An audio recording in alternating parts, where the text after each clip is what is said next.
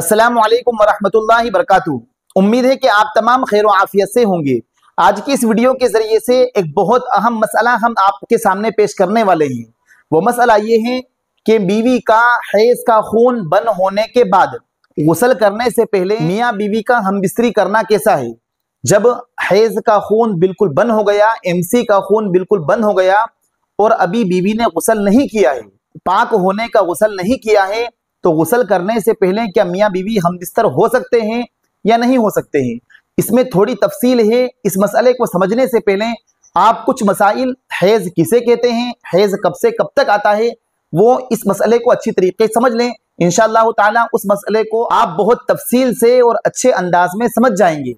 तो देखिए, हैज कहते हैं औरत के आगे के रास्ते से, शर्मगाह से, आगे की शर्मगाह से जो खून आता है उसे हैज कहा जाता है। अब वो खून कब से कब तक आता है, तो देखिए, हैज की कम से कम मुद्दत 3 दिन है और ज्यादा से ज्यादा मुद्दत 10 दिन है। तो अगर किसी औरत को 3 दिन से कम और 10 दिन से ज्यादा जो खून आता है वो इस्तिहाजा यानी बीमारी का कहलाएगा। लेकिन जो 3 दिन के बाद, 3 दिन से लेकर 10 दिन के अंदर अंदर जो खून आता है वो हैज कहलाएगा। जिस लड़की की उम्र 9 साल हो जाए उसके बाद और 55 साल से पहले जो खून आता है वो हैज कहलाता है।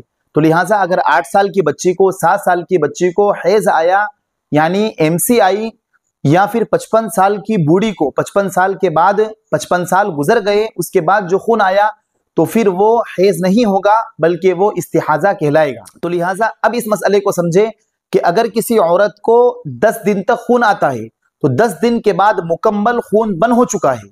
10 दिन होने के बाद, 10 दिन गुजरने के बाद जाहिर बात है कि उसके बाद इस्तिहाजा का खून आता है। तो 10 दिन के बाद बिल्कुल खून बंद हो चुका है और गुस्ल करने से पहले शोहर ने हमबिस्तरी की, तो इस तरह करना जायज है, इसमें कोई हरज नहीं है। लेकिन अगर किसी औरत की आदत 7 दिन है या 3 दिन है, अब 3 दिन के बाद खून बंद हो गया या 7 दिन के बाद खून बिल्कुल बंद हो गया है और अब उसने गुस्ल नहीं किया, तो उससे पहले मियाँ बीवी का मिलना सही नहीं है। गुस्ल करने के बाद मियाँ बीवी हमबिस्तर हो। तो लिहाजा अगर किसी की 7 दिन की आदत है और 7 दिन के बाद बिल्कुल खून बंद हो चुका है, अब खून नहीं आ रहा है, तब भी बेहतर यह है कि मियाँ बीवी आपस में ना मिले बल्कि एक नमाज के वक्त तक इंतजार करें। एक नमाज का वक्त गुजर गया और फिर भी अभी तक उसे खून नहीं आया है, तो फिर बगैर गुस्ल के भी मिलना जायज है, लेकिन फिर भी बेहतर नहीं है। अब इसी तरीके से किसी औरत की आदत 3 दिन है और वो कभी 5 दिन भी होती है, 6 दिन भी होती है, अब 3 दिन में उसे खून बंद हो गया, तो फिर भी गुस्ल से पहले मियाँ बीवी का मिलना जायज नहीं है बल्कि उसे इंतजार करना चाहिए। हो सकता है थोड़ी देर के लिए खून बंद हुआ हो, फिर 4-5 दिन के बाद शुरू हो जाए।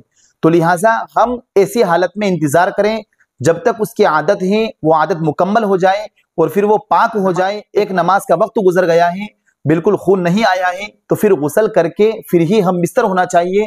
गुस्ल करने से पहले हम बिस्तरी करना, मियाँ बीवी का मिलना, ये बिल्कुल जायज नहीं है। तो उम्मीद है कि आप इन तीनों मसाइल को अच्छी तरीके से समझ गए होंगे।